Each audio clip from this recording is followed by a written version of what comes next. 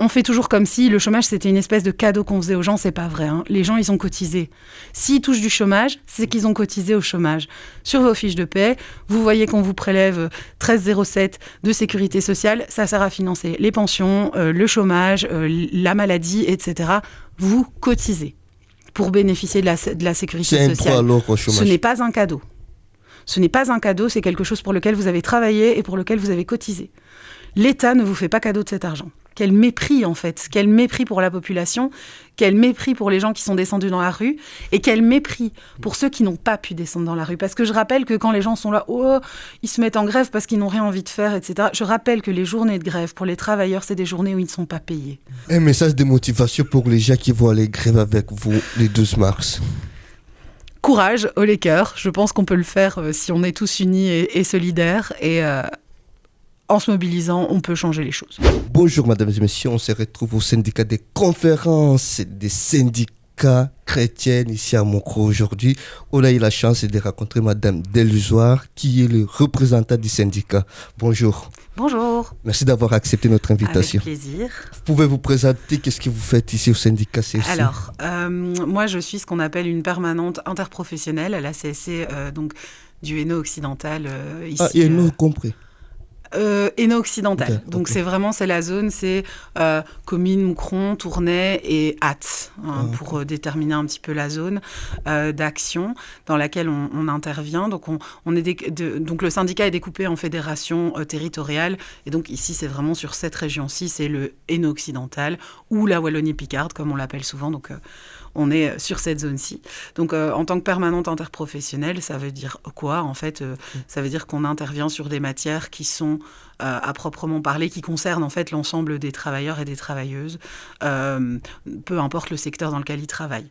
On peut retrouver dans l'interprofessionnel, du coup, des matières de chômage, des matières donc, d'insertion socio-professionnelle, des matières concernant, par exemple, l'emploi des jeunes ou le job étudiant, voilà, la formation des délégués, les frontaliers, puisque je suis responsable du service frontalier ici à Moucron.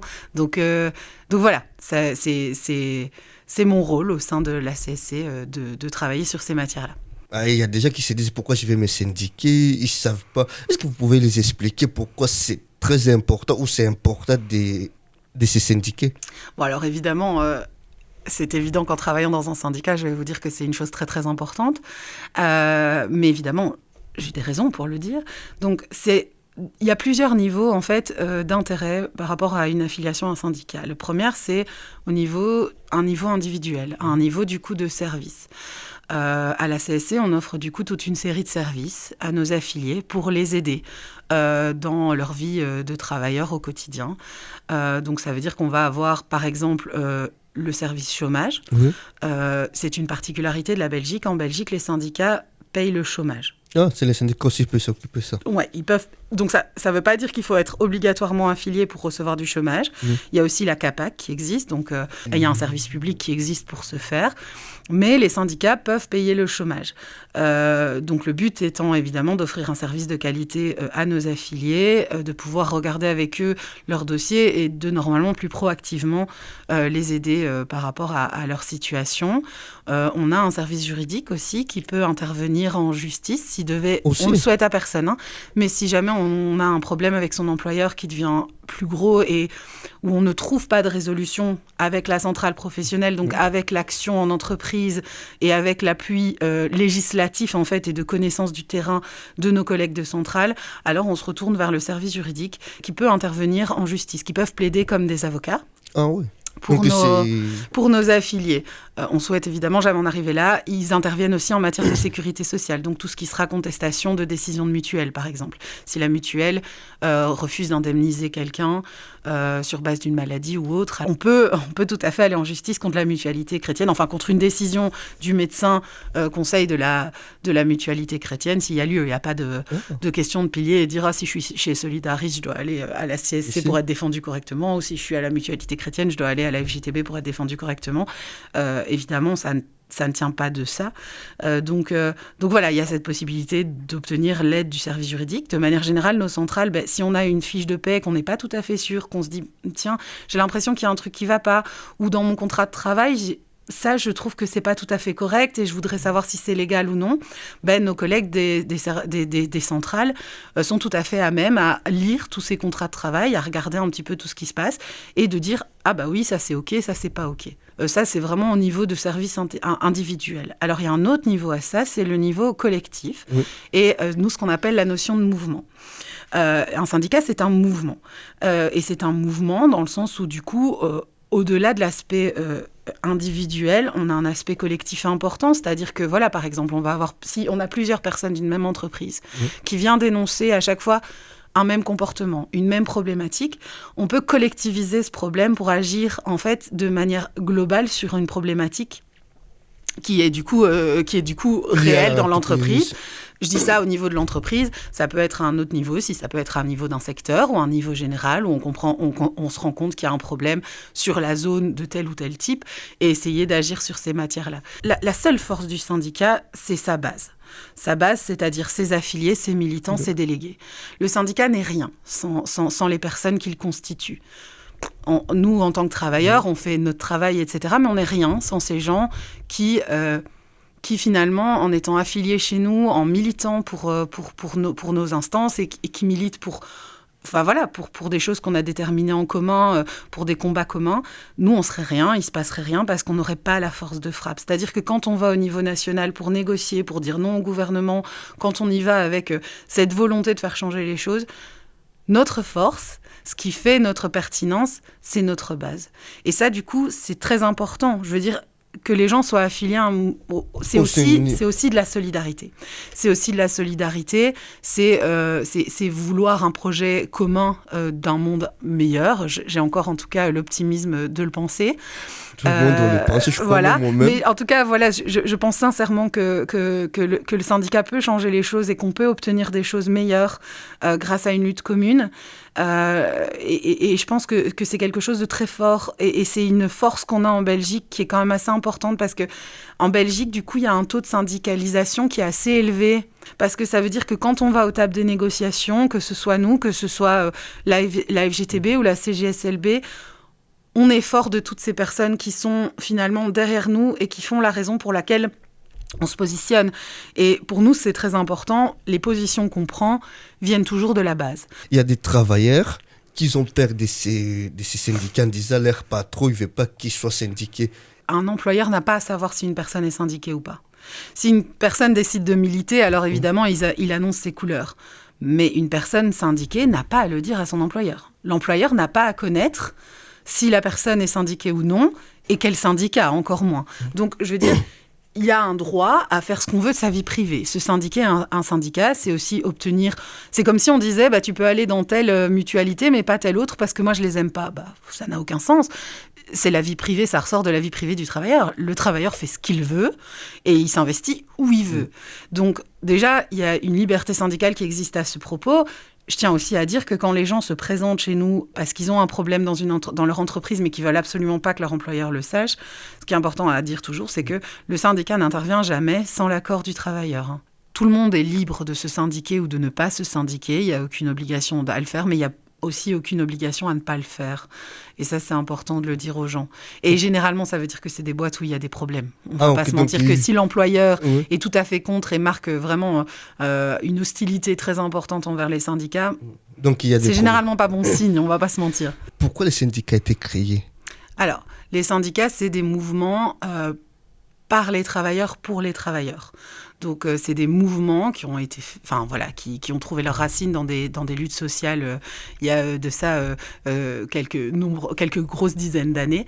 Le but étant effectivement de collectiviser pour pouvoir se défendre collectivement et représenter les intérêts des travailleurs et des travailleuses et du citoyen et de la citoyenne de manière générale face aux employeurs, face à l'État, face maintenant aux régions, aux communautés, etc. En tout cas, de pouvoir défendre collectivement une vision de la société et des valeurs à travers une action commune. Ah, d'accord.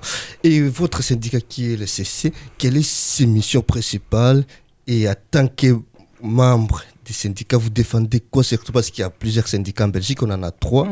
Est-ce qu'il y a une différence parmi ces 3 syndicats avec vous ? Alors, Il y a une différence généralement dans ce qu'on va trouver plutôt dans les façons d'agir. Donc, c'est-à-dire qu'on va avoir chacun nos lignes de conduite. On va chacun se positionner de nos côtés sur des questions qui sont tout à fait essentielles sur, comment, par exemple, on va se positionner sur le sujet de la réforme des pensions.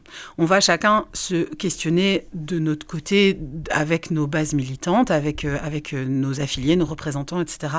Mais il n'empêche que sur une question des valeurs, on a le même but. C'est vrai qu'on a le même but de protéger le travailleur et la travailleuse, d'offrir une autre vision de la société et de permettre la concertation sociale qui est tout à fait essentielle pour une société qui fonctionne bien. Voilà, la question est juste plutôt sur comment on va atteindre nos buts. Les 3 syndicats, en fait, ont leur propre méthode d'action. Nous, on a le mouvement ouvrier chrétien auquel on est rattaché, qui a plusieurs organes constituants, avec la mutualité chrétienne, la CSC à proprement parler, vie féminine, les équipes populaires, etc. C'est en fait à chaque fois des mouvements sociaux au sein de ce même mouvement. Et c'est vrai qu'alors, à l'époque, il y avait un rapprochement plus fort avec le parti chrétien à l'époque. Oui. Mais nos routes se sont séparées parce que c'est pas il est important pour nous de pouvoir parler aux politiques démocrates, on s'entend, pour chercher à créer une société meilleure, et on ne peut pas pour ça s'attacher à un seul parti. Et bien sûr, ce qui est très important aussi dans le syndicalisme belge, c'est notre capacité aussi de travailler en front commun sur des questions importantes. Le front commun, c'est quoi ? C'est alors simplement les syndicats qui décident d'agir ensemble sur une même chose. Et les manifestations nationales en sont un bon exemple. C'est un moment où on décide ensemble de choisir une date pour faire des actions, pour réclamer quelque chose, pour se réunir en fait autour d'un but commun, d'une demande commune. Et le front commun syndical est vraiment très important à cet égard-là. Si je peux expliquer, comme ça peut paraître peut-être un peu plus simple, comment fonctionnent les syndicats. Alors au syndicat, il y a l'interprofessionnel, dont moi je fais partie. Ça veut dire qu'on va traiter de tous les sujets qui concernent tous les travailleurs et les travailleuses, peu importe ce qui leur arrive dans la vie. C'est-à-dire que, par exemple, pour le chômage, ou pour tout ce qui concerne, nous, ce qu'on appelle les travailleurs sans emploi, parce qu'à notre sens, quelqu'un qui est actuellement au chômage, c'est quelqu'un qui a travaillé, qui va travailler, ou qui travaille même encore actuellement, puisqu'il y a des tas de gens qui sont au chômage, mais qui font des petites missions intérim, qui ont des petits mi-temps, et donc qui ont un complément chômage, enfin, des choses comme ça. Et donc, tout chômeur est un travailleur potentiel, comme tout travailleur est un chômeur potentiel, entre guillemets. Donc pour nous, ce sont des travailleurs sans emploi. Okay. En revanche, il y a des particularités en fonction, par exemple, des secteurs dans lesquels on travaille. Il y a des règles spécifiques qui s'appliquent. Je veux dire, quelqu'un qui travaille dans le métal n'a pas les mêmes conditions, n'a pas les mêmes commissions paritaires, n'a pas les mêmes obligations et n'a pas les mêmes réalités de travail qu'un employé qui travaille dans un bureau. Et ça, c'est ce qu'on appelle les secteurs.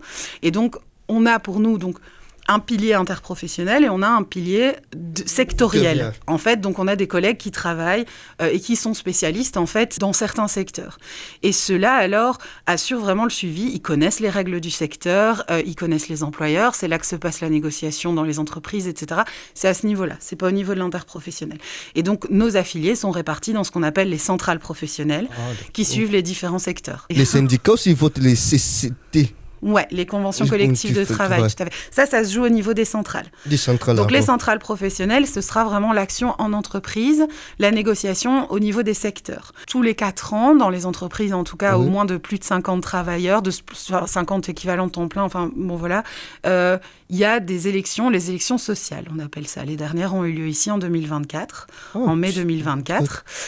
Et donc, dans les entreprises qui correspondent au quota, on organise des élections sociales.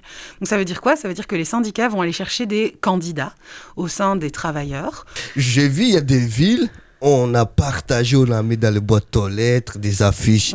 Et le 12 mars, quelles sont les revendications des syndicats pour la journée nationale ? Alors, le 12 mars, c'est la suite d'un plan d'action qui a commencé en fait au lendemain des élections, qui ont vu monter au pouvoir, malheureusement, donc la majorité qu'on connaît sous le nom de Arizona, qui a fait un accord de gouvernement catastrophique en termes de droits sociaux, donc qui promettait vraiment un retour en arrière sur des tas de choses. Et souvent, on ironise sur effectivement ce côté désert de l'Arizona, mais c'est vraiment un désert social qui nous attend au tournant à cause de ce que le gouvernement a décidé de mettre en place. Donc, on ressort d'un plan d'action global où on a eu plusieurs actions. Il y a eu une très grosse action en octobre, le 14 octobre, 140 000 personnes, entre 100 et 140 000 C'était personnes dans les rues. C'était la première fois, je crois, qu'il y a eu ça. Ça faisait longtemps, en tout cas, qu'on n'avait pas sorti autant de personnes dans la rue, mais c'est, je pense, dire aussi le ras-le-bol de la population par rapport à des politiques complètement hors sol et qui ne connaissent plus la réalité des gens, tout à fait. Donc ici, pour nous, c'est la suite, qu'on appelle donc, nous, ici, l'offensive de printemps. Donc on reprend de plus belle, on continue. Pourquoi ? Parce que le gouvernement va recommencer à voter certaines choses, à rediscuter certains textes, dont notamment la réforme des pensions. Et donc c'est l'occasion aussi de montrer qu'on ne lâche rien et qu'on reste sur leur dos et qu'on continue à vérifier ce qu'ils font. Parce que les mesures qui étaient annoncées dans leur accord de gouvernement, et si elles sont mises en place, vont toucher énormément au budget des familles, au budget des personnes et du citoyen. C'est la seule certitude qu'on a, c'est que si le programme s'applique de la manière dont il a été prévu, on va vers la catastrophe sociale, on va vers un appauvrissement général de la population. Et ça, c'est une certitude. Et donc, pour nous, évidemment, il n'est pas question de lâcher le combat. Aussi longtemps que les textes ne sont pas votés, il est essentiel de continuer à montrer par la rue qu'on est là. Pourquoi ? Parce que c'est aussi un gouvernement... Alors, il y a beaucoup de gens qui trouvent là que c'est dur, qu'on est beaucoup, trop souvent en action. Je rappelle aussi que le gouvernement ne montre pas de signes favorables. Je veux dire... Quand on voit qu'on arrive à sortir autant de personnes dans la rue en octobre, que ça faisait vraiment longtemps qu'on ne l'avait pas fait, on pourrait se dire que le gouvernement pourrait au moins se dire, tiens, c'est pertinent de se remettre autour de la table avec les acteurs sociaux et se poser la question, en tout cas, de comment est-ce qu'on peut travailler ensemble. Je rappelle qu'une des premières interventions qui a eu lieu après octobre, moi ça m'avait quand même, c'est les sorties dans la presse en mode... Moi j'ai surtout entendu les millions de Belges qui ont quand même été au travail. Enfin, quel mépris en fait, quel mépris pour la population, quel mépris pour les gens qui sont descendus dans la rue et quel mépris pour ceux qui n'ont pas pu descendre dans la rue. Parce que je rappelle que quand les gens sont là, ils se mettent en grève parce qu'ils n'ont rien envie de faire, etc. Je rappelle que les journées de grève pour les travailleurs, c'est des journées où ils ne sont pas payés. Alors quand ils sont syndiqués, ils ont une indemnité de grève. C'est vrai. Mais l'indemnité de grève ne couvre pas le salaire de la journée. Donc ça veut dire que c'est des gens qui décident consciemment que le combat est plus important que leurs revenus. Dans une période où, on peut quand même pas se mentir, financièrement, c'est un peu difficile pour tout le monde. Mais les gens prennent cette décision. Les gens prennent cette décision de renoncer à leur journée de salaire pour pouvoir montrer comment ils se sentent. Et j'avais vu sur les réseaux des réactions aussi de gens qui disaient « moi, je suis pas venue parce que je pouvais pas me le permettre, parce que je suis seule et que je m'occupe de mes 2 enfants et que c'était pas possible pour moi de renoncer à une journée de salaire, mais ça veut pas dire que j'étais pas d'accord avec l'action. Ça veut pas dire que je soutenais pas l'action. » Et je pense que du coup... Vous le comprenez, les gens qui disent ce que vous venez de dire? Mais bien sûr, je peux pas juger des gens qui prennent la décision de ne pas se mettre en grève parce qu'ils ne peuvent pas se le permettre. Ce serait le comble. Ce serait vraiment un comble de ne pas comprendre ça, alors que c'est justement pour ces gens-là aussi qu'on se bat en disant on ne peut pas continuer sur cette voie-là et les appauvrir encore. Ce n'est pas possible. Il faut faire en sorte, il faut partir vers des programmes plus sociaux, plus respectueux des gens et qui tiennent mieux compte de la réalité de terrain, en fait. C'est via l'impôt qu'il faut rendre les choses plus justes. C'est une fiscalité juste qu'il faut mettre en place. Parce qu'alors, l'augmentation de salaire, ça permet aussi de faire une redistribution plus juste via l'impôt et qui permet aussi de financer nos services publics. En fait, pour nous, ça, c'est un point qu'on réclame à corps et à cri depuis des années et qu'on continuera évidemment à réclamer. C'est une fiscalité juste. Une fiscalité évolutive qui tienne vraiment compte de plusieurs paliers, qui soient en fait, qui permettent en fait cette redistribution de la richesse de manière plus en adéquation avec la réalité, en fait. Donc ça, c'est très important. Il y a aussi toute la question de la TVA et les accises que le gouvernement veut augmenter, qui va aussi toucher directement au portefeuille du citoyen, parce que, en fait, c'est à travers sa consommation qu'il va se retrouver à payer plus de taxes et qu'il va se retrouver à payer plus d'accises. Et ça va toucher directement au portefeuille des gens. Ça va être compliqué. C'est comme ces fameuses questions d'heures supplémentaires dans un changement de régime qui fait qu'il n'y aurait plus de sursalaire pour les heures supplémentaires et juste une défiscalisation. En fait, à terme, le travailleur y perd parce que l'augmentation de salaire, enfin voilà, le sursalaire est important. Alors, dans un monde idéal, on fait aussi en sorte que les gens ont un horaire de travail qui fonctionne, mais voilà, on demande de plus en plus de flexibilité, on crée vraiment une précarité avec ce gouvernement. On propose des mesures qui sont en fait vraiment antisociales et qui permettent pas d'envisager calmement en fait un bon équilibre entre la vie privée et la vie professionnelle. Donc c'est toutes ces choses-là, la chasse aux malades de longue durée qui a commencé aussi par dans le gouvernement après la chasse aux chômeurs. Je vais continuer à dire que la mobilisation est importante. Si vous trouvez que les choses comme elles se passent ne devraient pas être ce qu'elles sont, si vous trouvez que le gouvernement prend des mesures qui sont pas justes envers le citoyen, mettez-vous en action. Alors, si vous le pouvez, mobilisez-vous, venez nous rejoindre à Bruxelles le 12 mars, on vous accueillera avec plaisir et ça nous fera plaisir de voir une marée humaine comme on a pu l'avoir en octobre dans les rues de Bruxelles. Ça nous ferait super plaisir. Si vous ne savez pas être là, montrez-le autrement, parlez-en autour de vous, dites à vos élus locaux que vous n'êtes pas d'accord avec certains... Enfin, soyez présents, soyez impliqués. Communiquer, poser des questions. Je pense qu'on est face à une ligne très dure d'absence d'écoute des acteurs sociaux et c'est une situation assez difficile à vivre, je trouve, au quotidien et qui montre quand même d'un mépris assez certain. J'ai l'impression qu'on est face à des gens qui sont persuadés de tout savoir et puis en fait, quand on commence à rentrer dans la praticité des choses, c'est comme on a pu le voir ici récemment avec ouais, c'est super et ça ne va punir que les mauvais chômeurs de limiter à 2 ans le chômage. Je rappelle en plus que c'est 2 ans maximum en fait. La majorité des personnes vont en réalité ne pouvoir toucher qu'1 an de chômage parce qu'en fait c'est ok, à partir d'1 an de travail on a droit à 1 an de chômage. Et on peut gratter des trimestres supplémentaires en fonction du nombre d'années qu'on vient de travailler. Donc en fait, pour obtenir 2 ans de chômage, il faut avoir travaillé 5 ans. Hein.